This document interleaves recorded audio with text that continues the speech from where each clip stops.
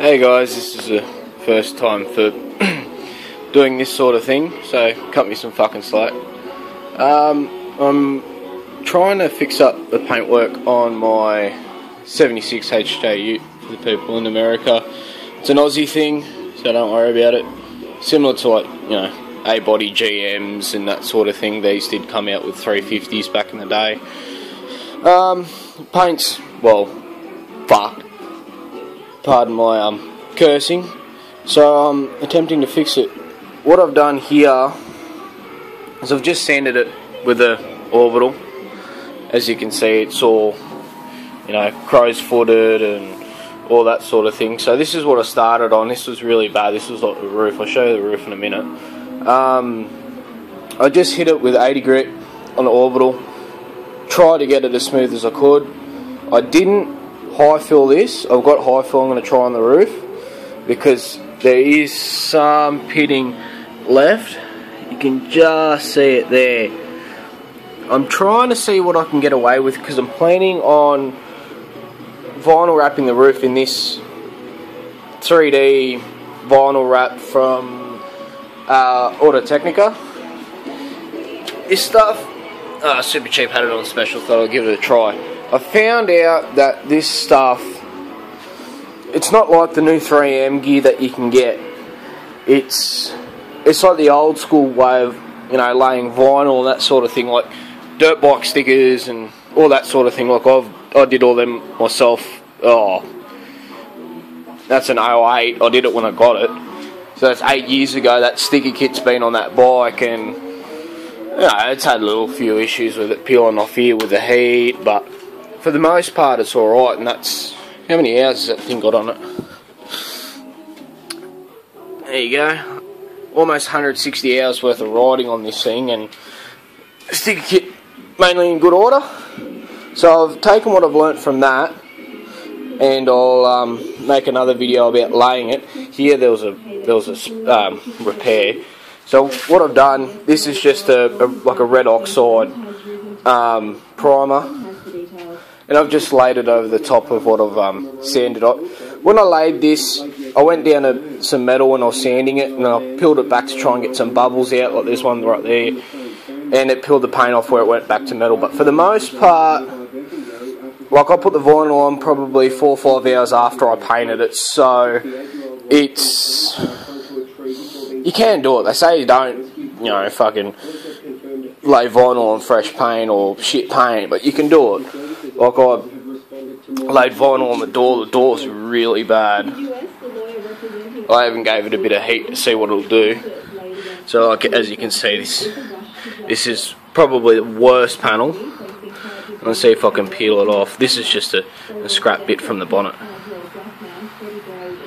And like, you can see, like, you could do it if you wanted just to put something over the paint from water to stop getting in it, like that sort of thing. But you can lay it over pretty bad paint.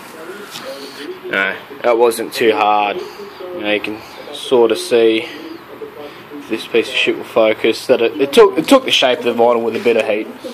But yeah, roof really bad. You know, just a bit of 80 grit to cut it down. Works wonders. Here, I'm trying not to go down to metal so much, from what I've learnt from the bonnet, or the hood, for you people in the United States of Awesome. So I'm gonna, with this shit, I'm gonna primer it, high fill it, sand it, primer it again today, hopefully.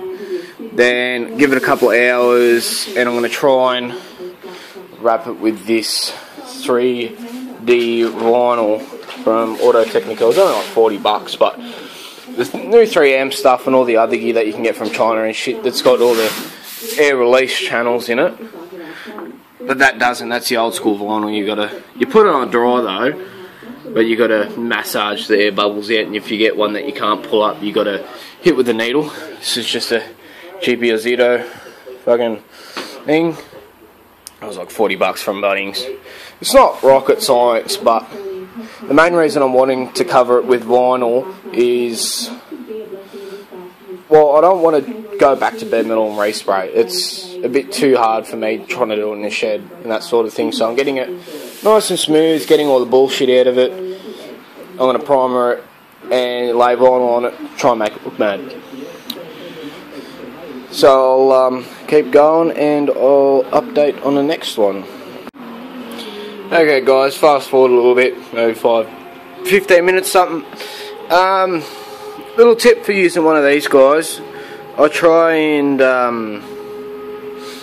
wear it down just a little bit to take the initial bite off, like a bit of concrete or a bit of steel or something, just to take the initial bite out of it so it doesn't cut through the paint real quick. When you work on old girls like these, the paint gets so thin in places and it doesn't look like it. Like here, I thought it would have, you know, blasted right through it, and here, but here it went through real easy. Up here, it just sawed through it like nothing. Little tip though, I am trying to smooth it to a point. Like when I'm trying to go down to, I'm not aiming to go down to the white base coat, I'm just trying to get the colour and this grey undercoat, I'm assuming that's what it's called. Using one of these, just get the corner and work it out, just so you can smooth it and you don't go down the steel. Use the colours as a guide. On this old girl, white is base. That's what's on the steel. So I've got two coats that I can go down to, and the white seems like it's really thick because it's old paint. It's probably got lead on it. I should probably be wearing a mask, but I'm not. So it's going to be shit, but yeah.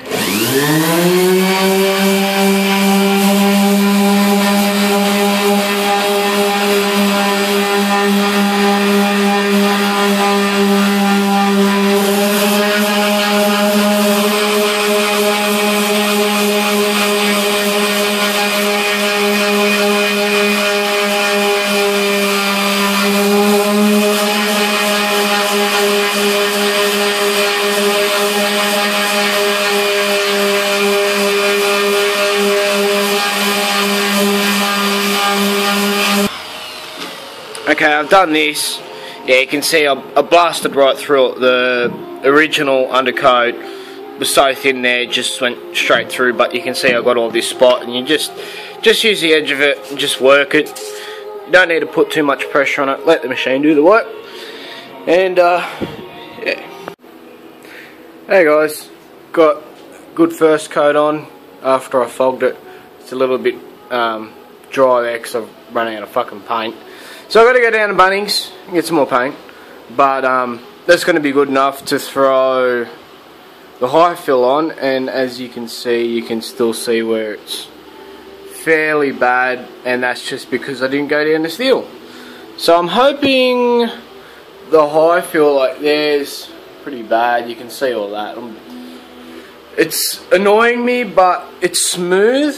They're not risers, they're down below their indentations, and yeah, I'm kind of pissed at it. I've run out of paint just on this fucking corner. You can see really bad where it is. Yeah, heat gun shit itself, that piece of shit over there, so I've got to buy another heat gun. So I've got this little jigger out. I'll leave that on while I'm out, try and get a bit of warmth in here. It's 21 degrees Celsius, that is, centigrade. For your American folk, that's like, I don't know, 80 degrees or something. I don't know, some bullshit. Fahrenheit confuses the fuck out of me. Yeah. So, skip forward a bit more again. But it's pretty self-explanatory. Like, yeah, I'm using rattle cans because if I was going to use a spray gun, everything would be covered in paint, and yeah, I don't want that. Even still, it's bad enough as it is because it's, well, pissing down rain outside. Yeah, I smoke. It's really bad. Don't give a shit. Yeah, that really pissed me off about the heat gun. But anyway, so I've got to go out and get some bits and pieces, and I'm going to leave this on heat to, well, this is, you know, the poor man's way of having the paint baked. So hopefully, with luck, by the time I get back, it should be mostly dry. Yeah, I got the old school 12 slotters, 14s. Yeah, rocking the 14s. Yeah, this thing's 76 HJ. For you American people, that's Holden. General Motors owned, of course. It's got a V8, a little 4.2, or in the old language, 253 cubic inches. It's a baby motor. But yeah, backed by 4-speed manual. Diff, something similar to a GM 10 bolt, but it's the Australian version and nothing works from the GM shit, of course. I think it's got 308 rear gears. It cruises along the highway fairly well, but yeah, got the old timber tray, fake NOS bottle. Well, it's a real NOS bottle, but it's not hooked up to anything. And yeah, alright guys, I'll update you when I do a bit more.